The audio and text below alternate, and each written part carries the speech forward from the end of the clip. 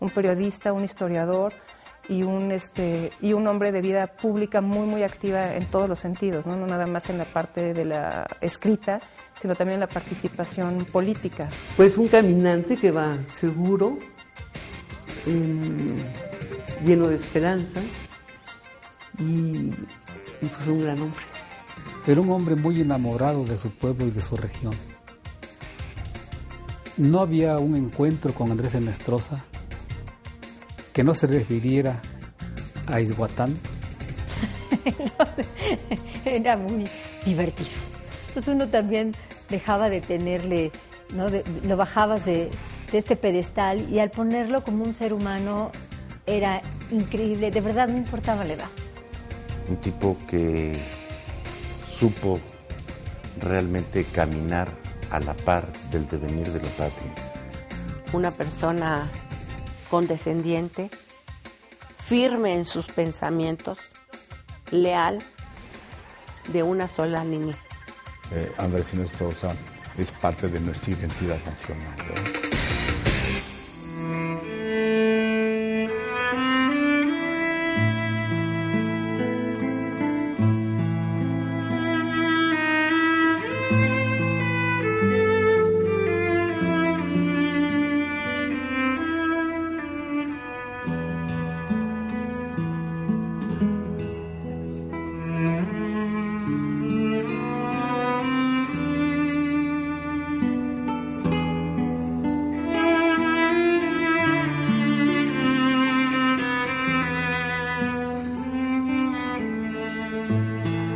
Un fragmento de su obra basta para encontrar la sencillez de un personaje excepcional, histórico. Andrés Ennestrosa, el poeta, narrador, ensayista, orador, político e historiador de origen zapoteco. Ennestrosa es considerado un hombre de gran frescura y nobleza, sumamente orgulloso de sus raíces indígenas. Nació en Ixhuatán, Oaxaca, el 30 de noviembre de 1906, y hasta los 15 años solo hablaba zapoteco. A esa edad, Andrés llegó a la Ciudad de México en busca de José Vasconcelos, entonces secretario de Educación, para solicitarle una beca y le fue concedida. Así inició su aprendizaje y dominio del español. Y tenemos que imaginarnos en el momento que sale de la región, las condiciones físicas de infraestructura de su región zapoteca, pero también los caminos por los que había que transitar. Pero Andrés vive la pobreza, incluso la miseria de quienes trabajan en la zona, de que tienen esas dificultades, pero además tienen un sueño.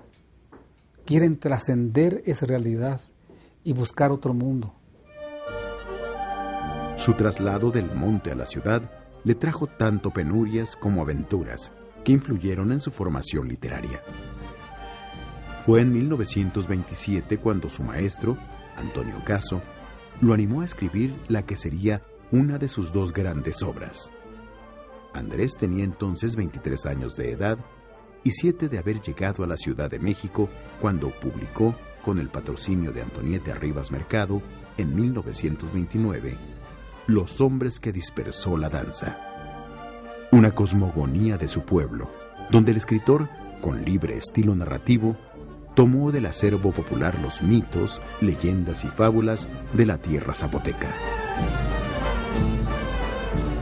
Desterrado voluntario de México, en 1937, Ennestrosa escribió, en Nueva Orleans, El retrato de mi madre, considerada como una de las obras mexicanas más hermosas de nuestra literatura y la más veces editada.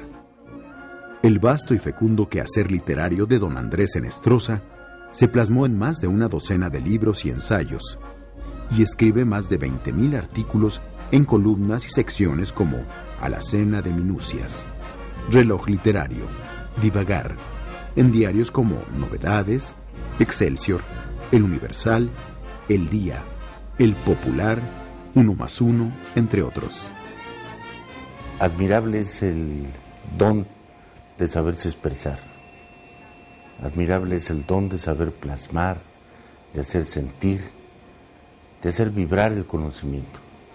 Y Andrés lo tenía. Andrés era un tipo fascinante, era una gente comprometida con su pueblo, comprometido con su patria, comprometido con los mexicanos. Era un hombre que le gustaba, que tenía avidez por aprender. Por eso dice siempre, yo camino siempre con los libros bajo el brazo, porque tenía necesidad de aprender. Hay algo que en la escritura de Andrés se denota. Yo lo achaco un poco a que es ese pensamiento. Andrés siempre pensó en lengua indígena.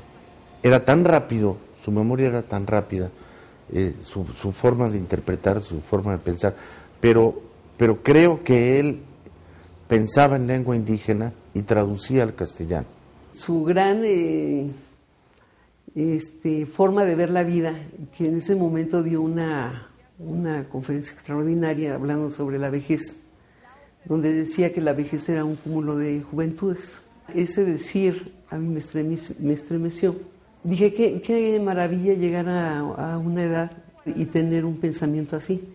A partir de ahí se me hizo extraordinario llevar a través de la fotografía pues ciertas expresiones de él que podrían manifestar esas emociones. Singularmente mi padre exaltaba con mucho orgullo los valores de la historia de Oaxaca y los que él reconocía como ejemplos en el arte, en la ciencia y en la vida de nuestro país.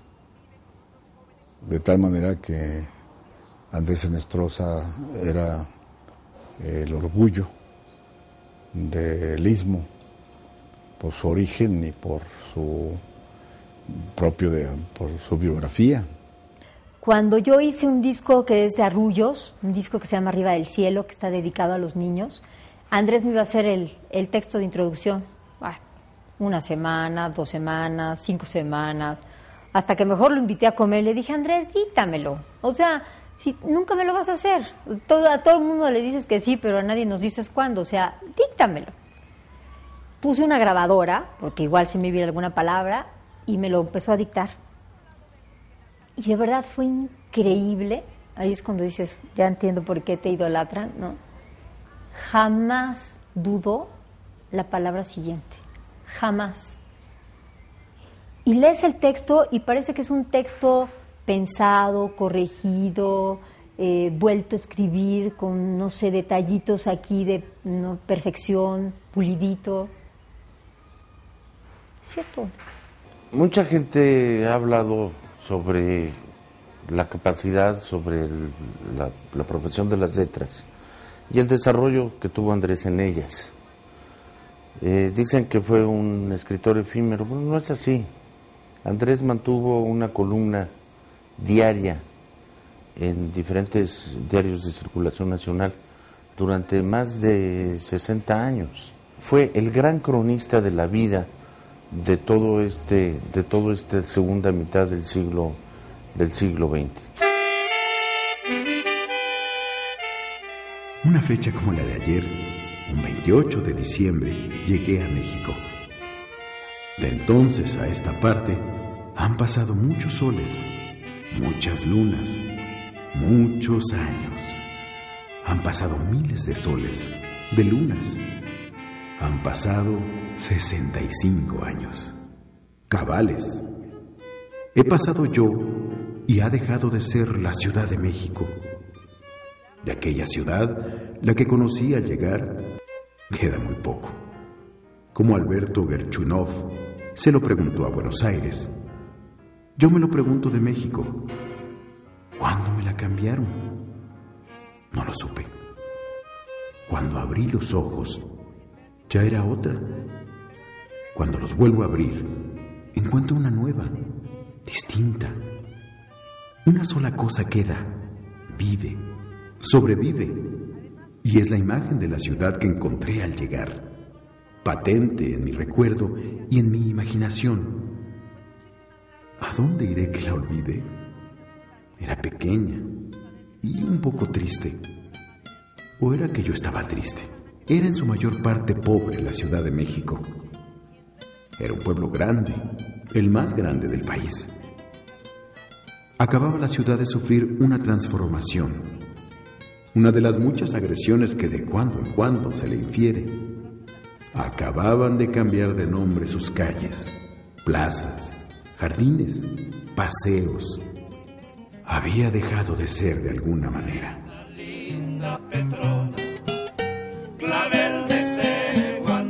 Desde el punto de vista del estudio de la historia, de la parte historiográfica, él tiene, o sea, de su aportación al estudio de la historia, él tiene muchos textos, como decía, sobre todo del siglo XIX. Conoce él muy bien a los personajes políticos del siglo XIX y, de hecho, hay muchos prólogos en facsimilares de esa época que él escribió. Desde ese punto de vista historiográfico, creo que su aportación refleja una manera de entender la historia propia de su tiempo, una época nacionalista. Es como un ejemplo claro de cómo este proyecto triunfó, ¿no? Es como el ideal, un indígena hispanizado, ¿no? O sea, este proyecto de unificarlo, de crear un sentido de identidad nacional fuera de los regionalismos. Entonces triunfa por ese lado en él el proyecto. De hecho, él estudia bajo este sistema, se ve beneficiado por este proyecto, pero a diferencia de lo que habría sido el proyecto vasconcelista, logra permanecer con sus raíces indígenas intactas. Entonces es un ejemplo muy, muy interesante, porque sí es un indio hispanizado, pero al mismo tiempo es un indio que conserva su identidad cultural, ¿no? Primigenia. Entonces es como una perfecta combinación de lo que puede ser un proyecto nacional en una persona en la que sí se verifica, ¿no? Por ejemplo, el hecho de que haya sido miembro de la Academia Mexicana de la Lengua, no siendo esa su lengua originaria, ¿no? Su lengua materna. Yo creo que había un gran sentimiento nacionalista de Andrés Ennestrosa como legislador. Sus causas, desde luego, eran causas sociales, eran causas populares. Pero yo diría que estas se sintetizaban también en su proyección nacional. Él, desde luego, resumía, sintetizaba e impulsaba mucho, porque lo recordaba siempre, las ideas, el mensaje, la orientación, la ideología juarista. Era un gran juarista. Por todas estas similitudes, creo que sí, que es una historia que se teje paralelamente, por supuesto que con otras dimensiones y en otra época, pero sí hay muchos elementos comunes y que tal vez de alguna manera él probablemente quiso emular aquella historia, ¿no? La historia juarista. Los antecedentes políticos de Ennestrosa inician en 1929 como acérrimo partidario de José Vasconcelos y activo participante en su campaña por la presidencia de la República, y lo sigue hasta su derrota. De esta experiencia, escribió una amplia serie de relatos sobre las giras electorales por el país, que se quedaron sin publicar. Miembro del Partido Revolucionario Institucional, desde su fundación en 1946, Ennestrosa participó en la política nacional como congresista en 5 periodos, 3 como diputado en las legislaturas 44, 46 y 54, y 2 como senador en las 52 y 53 legislaturas. Fue en 1958 cuando ingresó en la Cámara por primera vez, alentado por un ex vasconcelista, Adolfo López Mateos, entonces candidato presidencial, quien buscaba que antiguos correligionarios convertidos al priismo llegaran al Congreso.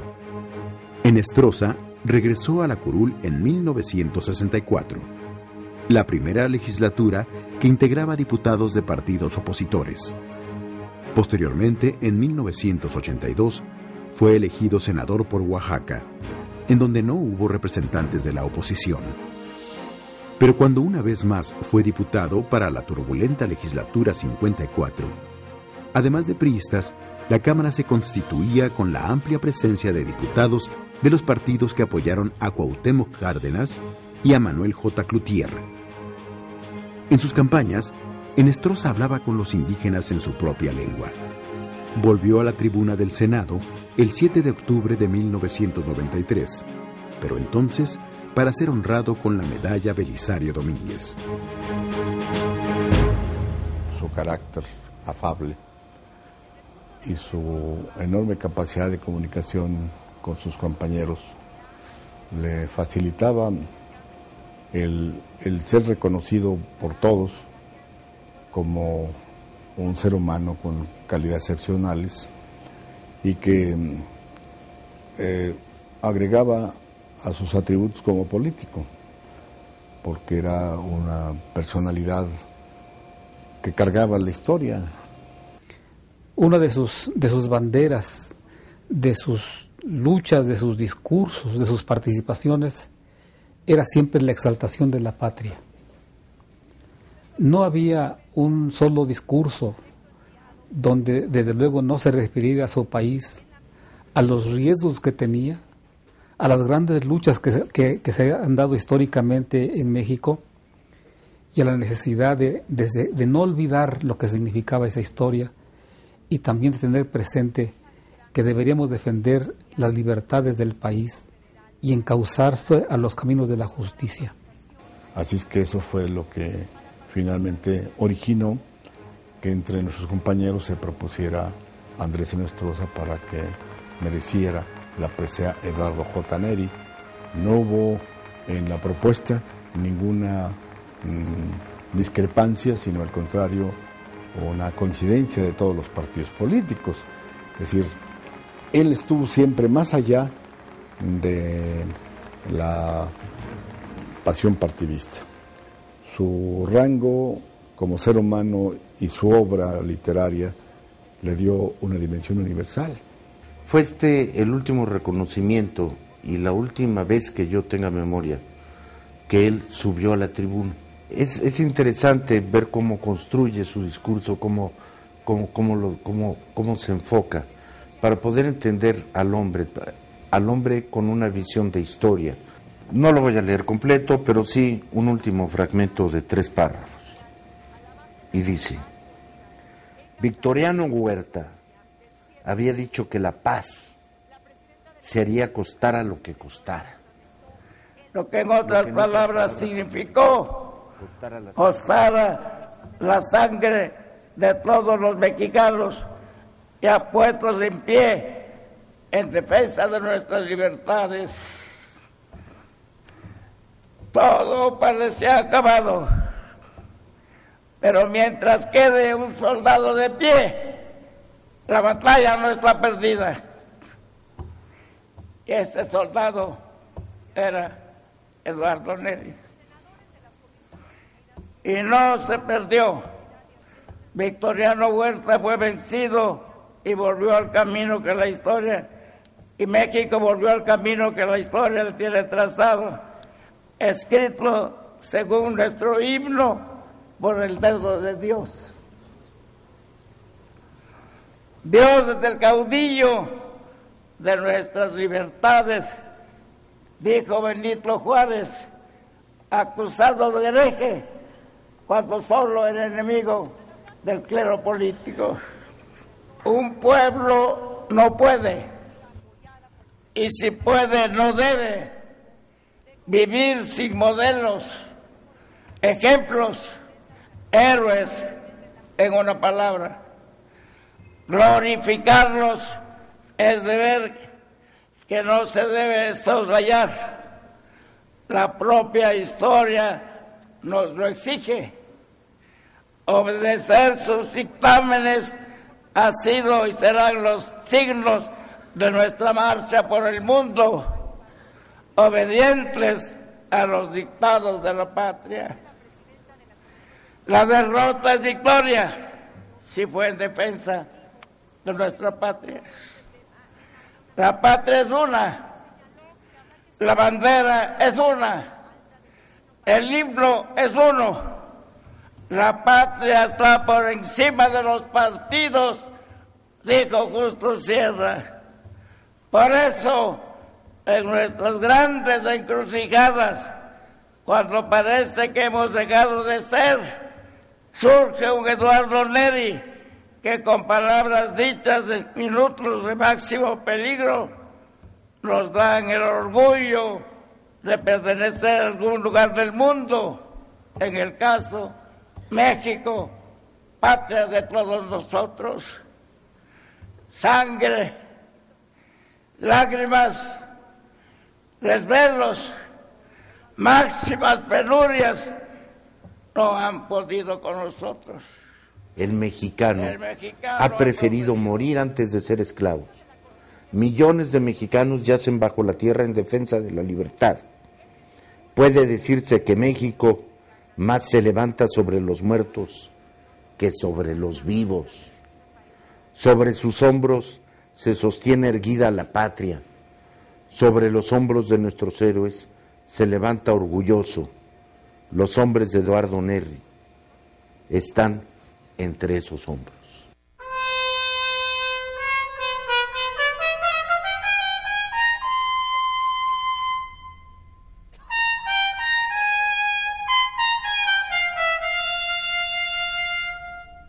Cuando él fue senador y que compartía con el licenciado Hugo B. Margay, y eran cómplices, hacían travesuras, se fijaba mucho en las palabras y en el uso del idioma por parte de los senadores que tomaban la palabra. Fuimos compañeros juntos en el Senado de la República. En la calle de Motolinía tenía un despacho donde se refugiaba seguramente cuando salía del Senado antes de la comida o saliendo de la comida, donde como siempre tenía otra biblioteca. Y un grupo de sus amigos nos encontrábamos ahí con él para platicar o releer algunos libros que más le gustaban o le interesaba comentar. Yo creo que por eso Andrés Ennestrosa pues se ha ganado un sitio muy importante en la amistad, en el recuerdo, en el corazón de muchos. Hijo de Martina Ennestrosa, Tinamán y Arnulfo Morales, Andrés dejó San Francisco Ixhuatán trayendo para compartir la memoria cargada con la magia y costumbres de su tierra.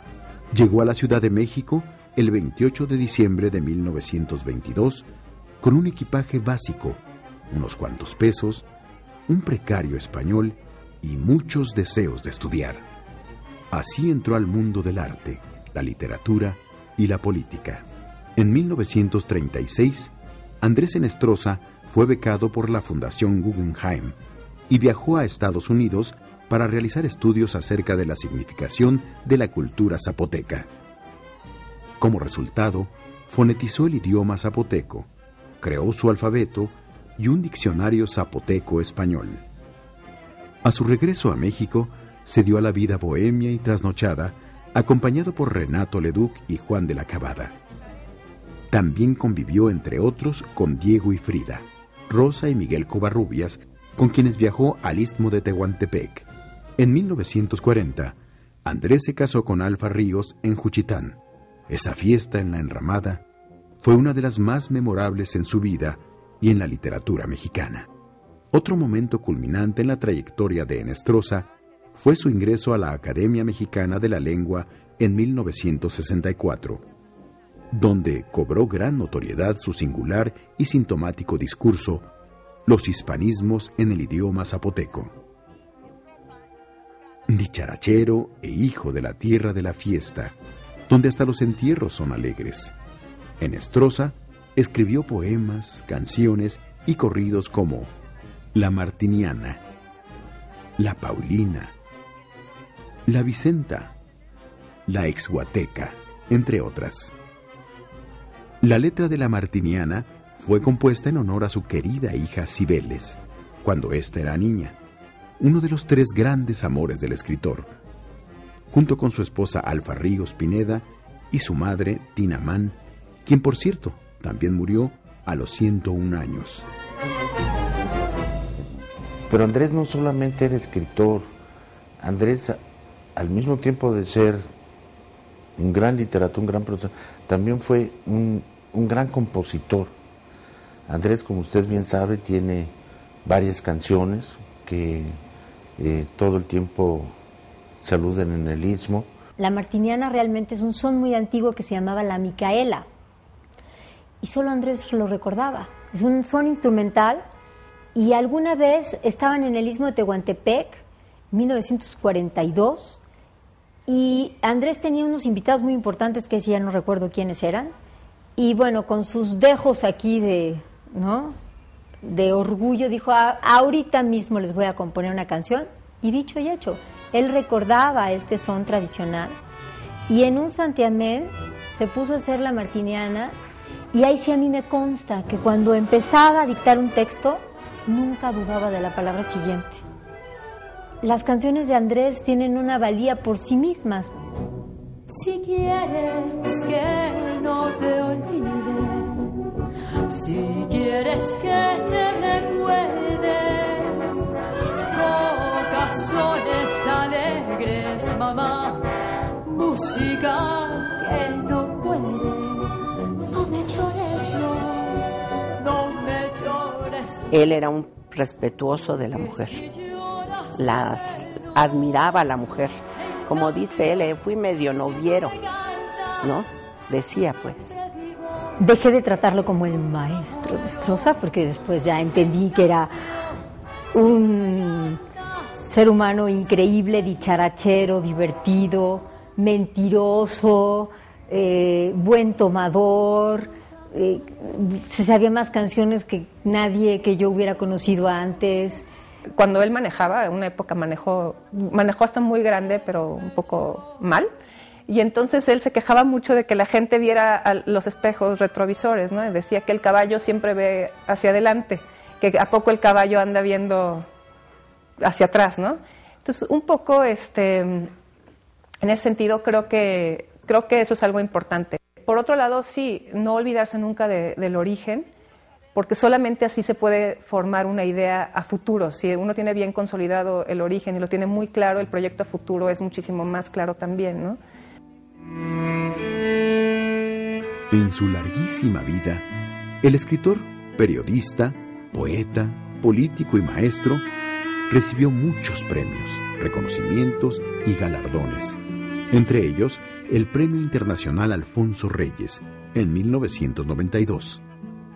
La Medalla al Mérito Benito Juárez en 1993 y el Premio Nacional de Ciencias y Artes en 1994. Días antes de su muerte, le fue concedido el doctorado honoris causa por la Universidad Autónoma Metropolitana. En Strazza, de inteligencia prodigiosa y memoria sorprendente, deslumbraba por su erudición y enorme sentido del humor. Vivió 101 años y seguirá presente por muchos más a través de sus obras como Los hombres que dispersó la danza y Retrato de mi madre. Murió el jueves 10 de enero de 2008 en su domicilio en la Ciudad de México.